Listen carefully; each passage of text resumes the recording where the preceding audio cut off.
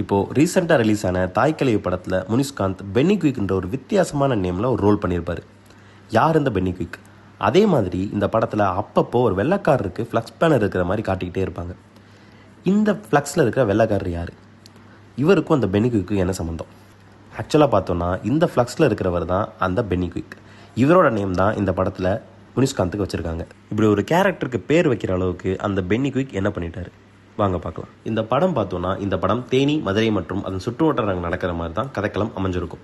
இந்த பகுதிகளில் 1800 கடுமையான பட்னியும் பஞ்சமும் நிலவி இருந்திருக்கு. இந்த பட்னியும் பஞ்சத்தையும் போக்க அங்கே விவசாயத்தை செழிக்க வைக்க சேதுபதி மன்னர் அங்கே இருக்கிற முல்லை பெரியாருக்கு குறுக்க ஒரு அணை கட்டுறதுக்கான ப்ரொபோசலை கொடுத்துருந்துருக்காரு. இதை பல பேர் முயற்சி பண்ணியும் பல வெள்ளக்கார இன்ஜினியர்ஸ் ட்ரை பண்ணியும் யாராலே முடியலை.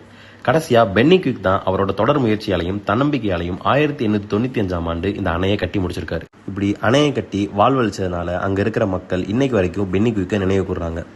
அவங்களால முடிஞ்ச எல்லா விதத்திலையும் பென்னி குயிக்கு மரியாதை செலுத்தி வராங்க.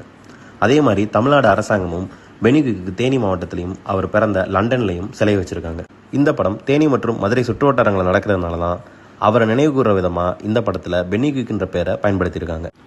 இது மாதிரியான இன்னும் நிறைய ஜென்ரல் நாலேஜ் இன்ஃபர்மேஷனை தெரிஞ்சுக்கிறதுக்கு எங்கள் பேஜை ஃபாலோ பண்ணுங்கள்.